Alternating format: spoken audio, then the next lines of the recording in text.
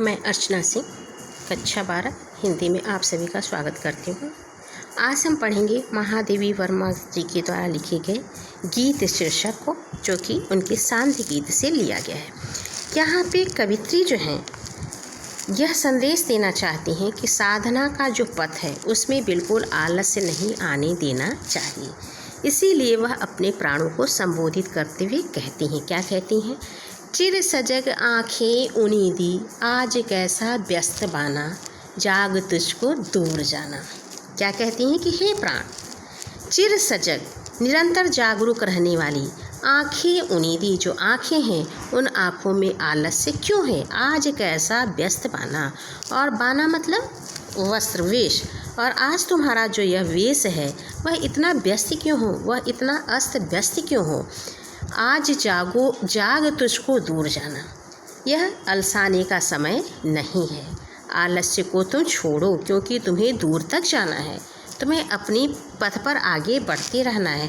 अचल हिमगिर के हृदय में आज चाहे कंप होले। और क्या कहती है कवित्री कि आलस्य और प्रमाद को तुम छोड़ दो, तुम जाग जाओ। तुम्हें अभी बहुत बड़ी साधना करनी है। यह जो अचल, यह जो स्थिर हिमालय है, उस हिमालय के हृदय में भले ही कंपन आ जाए, आज चाहे कंप होले, वह हिमालय हिल जाए, कांप जाए, या प्रलय के आंसुओं में मौन अलसित व्योम रोले, या यह जो आकाश है उस आकाश से प्रलय काल की वर्षा होने लगे, आज भी आलोक को, या आज जो आलोक है, जो प्रकाश है, डोले तिमिर की घोर छाया, उस प्रकाश को अंधकार जो है क्या है, पी ले, निगल जाए, और जाग या विद्युत शिखाओं में निष्ठुर तूफान बोले, और कड़कती ही बिजली में से तूफान बोलने लगी। विद्युत शिखाओं में निठुर तूफान बोले, निठुर मतलब निष्ठुर तूफान, कड़कती ही बिजली जो है तूफान की तरह कड़कने लगे, उससे आवाज़ आने लगे। पर तुझे है नाश पथ पर चिन्ह अपने छोड़ जाना, लेकिन तुम्हें उस विनाश वेला में भी अपने चिन्हों को छोड़ते चलना है। जाग तुझको दूर जाना, और साधना पथ से विचलित नहीं होना है। फिर क्या कहती महादेवी जी? अपने प्राणों को फिर संबोधित करते कहती, हे प्राण, तू अब जाग जा, क्योंकि तुझको बहुत दूर जाना है। हे प्राण, निरंतर जागरूक रहने वाली आँखें आज आलस्य से क्यों भरी हुई हैं? तुम्हारा यह जो वेश है यह अस्त व्यस्त क्यों हो? तुम इस समय जाग जाओ, तुम अपने आलस्य को, अपने प्रमाद को छोड़ दो, क्योंकि तुम्हें बहुत दूर जाना है। यह जो स्थिर रहने वाला हिमालय है, जो हिमालय कभी हिलता नहीं है, वह हिमालय भले ही कंपित हो जाए, उस हिमालय के हृदय में कंपन आ जाए, और चाहे आकाश से जो है आलस्य के कारण प्रलय वाली वर्षा होने लगे, या अंधकार जो है पूरे प्रकाश को निकल जाए, चारों तरफ अंधकार ही अंधकार छा जाए, कड़कती हुई बिजली, चमकती और कड़कती हुई बिजली ऐसा लगे कि तूफान ला देगी, ऐसे विनाश के समय में भी तुम्हें अपने चिन्हों को छोड़ते चलना है। तुम्हें अपने साधना के पथ से अलग नहीं हटना है। हे प्राण, तू अब जाग जा, क्योंकि तुझको दूर जाना है। यहाँ पे महादेवी वर्मा जी एक सच्ची साधिका के रूप में दिखाई देती हैं। भाषा खड़ी बोली है और प्रकृति का मानवीकरण किया गया है। ओज गुण है और वीर रस है। इसके आगे के भाग को फिर देखते हैं। क्या कहती हैं? बांध लेंगे क्या तुझे यह मोम के बंधन सजीले, पंथ की बाधा बनेंगे तितलियों के पर रंगीले। यहाँ पे कवित्री जो है यह कहती हैं कि सौंदर्य और प्रेम से उन्मुक्त होकर के तुम्हें अपने कर्तव्य पथ पर आगे बढ़ते ही जाना है। यही प्रेरणा प्रदान करती। क्या कहती हैं?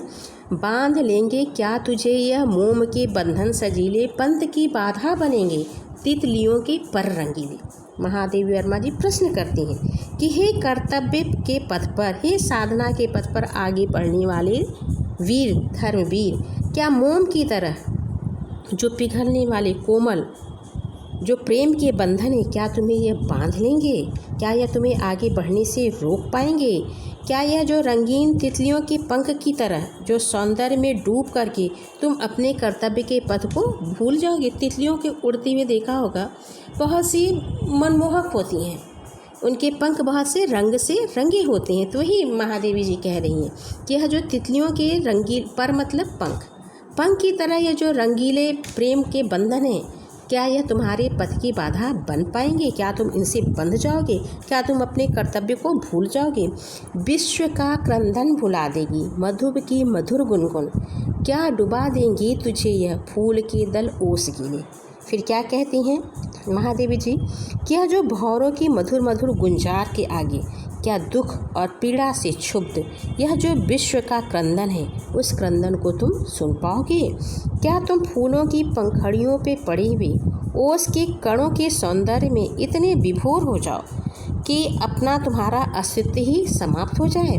तू न अपनी छाह को अपने लिए कारा बनाना, जाग तुझको दूर जाना। और क्या कहती हैं कि यह जो प्राकृतिक सौंदर्य है, यह जो प्रेम पास है, इन सब को आगे यह जो विश्व का करुण क्रंदन है, यह तुम्हें अपने कर्तव्य पथ से विचलित नहीं होने देगा। तुम अपनी छाया तक कभी भी सीमित मत रहना। तुम अपने व्यक्तिगत सुखों तक सीमित न रह करके अपने स्वार्थ के कारागार अपने स्वार्थ के कारागार में अपने को बंद मत कर लेना। अर्थात तुम केवल अपने लिए ही सोचो, ऐसा मत करना। तुम्हारा आदर्श बहुत ऊंचा है, तुम सजग हो जाओ। तुम्हें अपने जीवन पथ पर बहुत दूर जाना है। अभी से ही तुम अपने लिए सजग रहो। यहाँ पे मोम के बंधन, मोम क्या होता है? पिघलता है। जैसे गर्मी थोड़ी सी पड़ती है, मोम पिघल जाता है। तो यहाँ पे यह जो प्रेम है, यह जो सांसारिक बंधनों का प्रेम हुआ, क्या मोम की तरह है।